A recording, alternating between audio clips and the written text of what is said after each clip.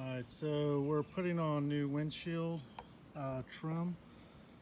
Had to get a new windshield for the P38, and the side right here overlaps the top and the bottom. On the bottom one you can kind of sneak out, but the top one's kind of harder to do. So we've got 10 new of these clips. You notice these clips have little arms that hang up, they go up, and I believe they go into this piece right here. So we're going to try to put this on. Okay, so word to the wise, got it on.